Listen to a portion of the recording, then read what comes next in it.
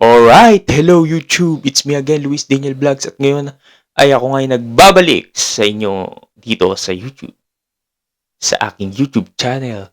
At ngayon ay ating re-reactionan itong balita na pamamaril nga, insidente ng pamamaril sa Tacloban na may namatay palang Boy Scout si Fabian at yun nga nailibing na rin siya.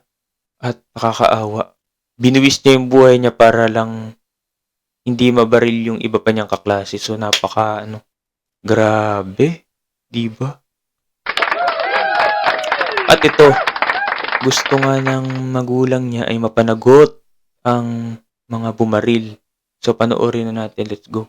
At narito din yung hearing sa Senado noong isang araw tungkol nga dito sa mga Roblox, Gorbox, mga laro daw na nakaka-impluwensya sa mga bata, no? At sa mga dito, tinalakay yun. So, panoorin na natin at reaksyonan. Di raw nagpaalam at persahang kinuha ni alias Nash, isa sa mga namaril sa San Jose National High. So, narito din yung tita niyang pulis na babae na ayun nga, natanggal sa pagkapulis kasi nagpabaya. So, pinilit nga daw talaga ni Nash na kunin yung baril. Lintik na Nash yan. Heist, di ba? School sa Tacloban, ang baril na ginamit sa krimen. Nako. Ang paliwanag ng tiyahin niyang pulis na humarap sa Senate Committee on Women, Children, Family Relations, and Gender Equality. So, pinatawag siya sa Lumawag Senado. din sa pagdinig ang ina ng isa sa mga nasawi. Panawagan niya, mapatawan ang 2 minor de edad ng namaril ng mas mabigat na parusa. May unang balita si Von Aquino. Ayun, dilibing na. Bumuhos ang emosyon Kawawa na. Ayun pala yung namatay, Sino yan? Alaysa Nicole sa paghahatid sa huling Dazo. hantungan sa 14 anyos na si Ayesa Nicole Dazo. I love you, Rex! I love you! Di ba grabe ang ginawa ng batang yan? Hoy, ikaw na namaril na alias Nash ka, dapat lang sa'yo talaga na marehab at makulong. So, napakahalaga nung pananagutan. At syempre, hindi naman dapat basta pananagutin kasi bata pa siya, minor de edad. Di ba? At kailangan mo na i-rehab. Pagka-rehab, tsaka ikulong ng panghabang buhay dahil hindi biro ang kanyang ginawa na krimen. Ha? Alam nyo ba na talagang 3 ang napatay niya? Hindi ako nagkakamali o 4 sa school. Paano ba naman? Sobrang daming tira ng ginawa niya. Tira ng baril, so sobrang dami palang bala nun. Nailibing na rin ng 15 anyos na si Chris Lawrence Fabian. Ayun, si Chris Lawrence Fabian pala. Ang tanging sigaw So, napakasakit niyan. ng kanilang mga pamilya. Pero yung hindi mo alam.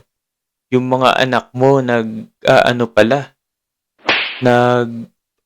di ba? Wala kang kaalam-alam. Binaril na pala, pinatay na. Heist! Talagang nakakagigil yung pag nalaman mo, no? Hustisya Parang gusto mong anuhin yung gumawa ng krimen na yun. Ay, nako. Hustisya po! Hustisya! Oh, yan, oh. Mr. President! Para naman po, tumulong naman po kayo para hustisya po sa mga bata. sina Ayesa at Chris Lawrence ang dalawa sa Nawagan tatlong pa siya kay PBBM. nasawi sa walang habas na pamamaril sa San Jose National High School sa Tacloban City noong June 22. Krimeng gumimbal sa buong bansa, Grabe. lalo't ang Nagkagulo sa buong school, oh. namaril, mga estudyante rin na edad 14 at 15 lang. Humarap sa pagdinig ng Senate Committee on Ayan. Women, Children, Family Relations, and Gender Equality ang ina ng isa pang nasawi na si Joyan C. Separa. Hiling Ay, nako. babaan ang edad ng kriminal na pananagutan at sana raw mapatawan Ayan, oh. Grabe. Yan pa yung isa sa ang mas mabigat na parusa. nasawi. Yung bata na yan, nakamatay yan Nakamatay Nga naman. yan! Nakamatay yan ang tao! So ano? Ibababahay pag-asa lang yun? Grabe, gigil na gigil yung nanay niya. Ikaw ba naman mamatayan di ba? Hay, nako. Sa ilalim ng batas, ang Ayun yung suot niya o 14 KMFDM. anyos na namaril Talagang inidolo niya yung suot ng killer sa US noong 1999. So, yun yung naka-impluwensya sa kanya. Ang nakakapagtaka dito, bakit mga online games pinag-iinitan din naman. Hindi naman lahat ng online games, no, ay nakaka-impluwensya. Lalo na kung hindi naman ito violente or yung may mga barilan-barilan, no. So, tsaka, nasa magulang pa rin yan, no. Yung kung papalaruin mo yan ng ganan, syempre ikaw mag-guide dyan eh. Di ba? At kami nga naglalaro nga ng mga barilan dati, mga Counter-Strike, wala pang ano nun. Ha? Kayo, mga barilan din dati. So, wala namang ganyan nangyayari. So, nasa bata din talaga. At syempre, nasa magulang. Bakit hindi binabantayan, hindi inaano yung kanilang mga anak? na si alias na Hindi binabantayan na maigi at hindi na papalo itong lintik na ito walang na ng baril. pananagbutang kriminal base na rin Payatot pa naman, no? sa kanyang edad. Di mo akalain na makakapatay pala. Hay! So paano yan? Isa sa ano lang yan sa bahay pag-asa? Bahay Pwede naman pag-asa daw. siguro. I agree. Yung sinabi ni Tolfo. I agree po. Yung Alam niyo mga kaibigan, yung hindi kasi pwedeng basta-basta na lang yung mga bata ikukulong. Wala pa sila sa wastong gulang, yung pag-iisip nila hindi pa mature. So, bakit mo ikukulong? Maaari pang magamit yan ng mga kriminal doon. Siyempre, ihahalo mo yan doon sa mga kriminal doon, sa kulungan. So, dapat muna dyan sumailalim sa rehabilitation, sa guidance, no? Kasi kulang nga sa guidance ng magulang. Ewan ba natin kung bakit hindi ito parang hindi masyadong ginabayan ng kanyang magulang kaya ganun ang nangyayari. Di ba? sinabi Di niya, ba, di ba, kung di ba? hindi naman siyang makulong doon sa ibang pasilidad na pwede sa kanilang edad para din nila maramdaman yung sakit, yung parusa na karapat dapat Grabe sa talaga kanila yan. eh. Ha? Disiplinahin din sila. Ang Oo, dapat tinutukoy ng talaga. Di ba? Ni Joyan C. ay ang panukala ni Senador Raffy Tulfo na amyendahan ng batas para magkaroon ng hiwalay na pasilidad para sa mga menor de edad na nakagawa ng karumal-dumal na krimen. Bagamat hindi sila dapat isama sa regular na kulungan, hindi rin daw sila dapat nakahalo sa ibang bata sa bahay pag-asa. Yes. What I saw. Oo. Dapat ihiwalay talaga sila sa dahil yung kaso nila iba dun sa mga bata na nasa iba dun sa kaso ng mga bata na minor lang naman yung mga kasalanan siguro, no? Hindi talaga sila dapat isama dahil mga killer yung mga yan. The US Juvenile Detention Center na talagang kulungan. May mga selda. Bawat bata pagdating sa gabi, nandun sila sa kanilang selda to make them feel na sila ay nasa facility Oo. na para gampanan yung parusa na ipinataw sa kanila. Sa unang pagkakataon, humarap sa publiko ang tiyahing pulis ni alias Nash. Ayun yung tiyahin nyo. Hay! Nang may Sinayang niya ang kanyang pagkapulis at hindi lang yan, pati yung kanyang pagka-attorney. Attorney pala. Hay, nako. Talaga. Ikaw, ha? Sino bang pangalan nito? rin Hindi ng ko alam. pistol na pinaputok ni alias Nash ng mahigit 30 beses. Tiyahin niyang pulis. Walang sinabing pangalan dito. Basta, para sa tiyahin ni alias Nash, dapat, ikaw, ilagay mo naman, i-secure mo naman yung iyong baril. Alam mo namang pwede makuha yan ng iyong pamangkin. At syempre, tinuruan mo pa mag-firing range. Ano ba namang klase yan? Ay, nako.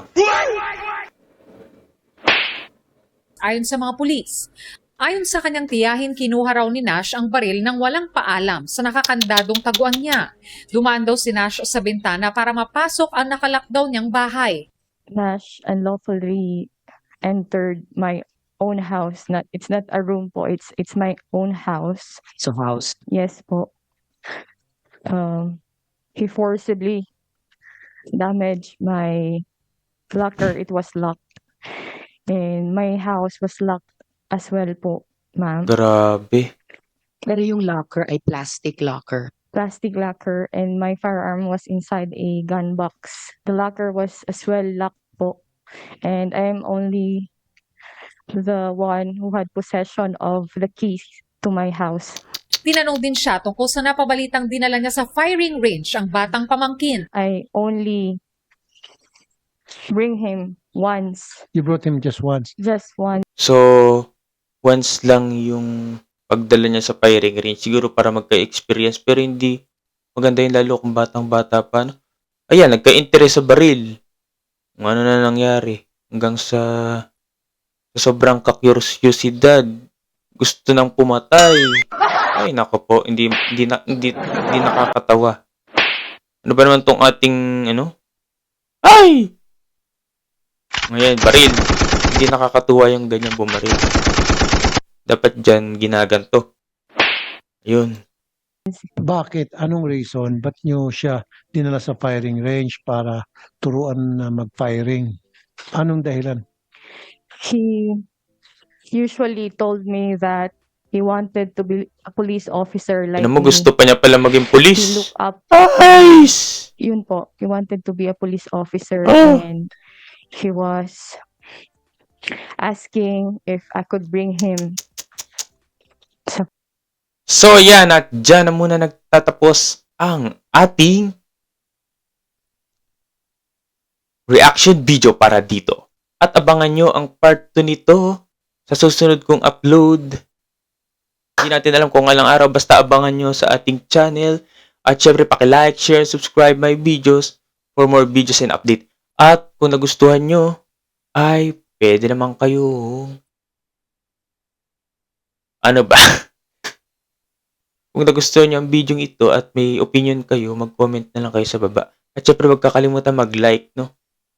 Okay. At subscribe. And bye-bye. And thank you for watching. See you in my next vlog.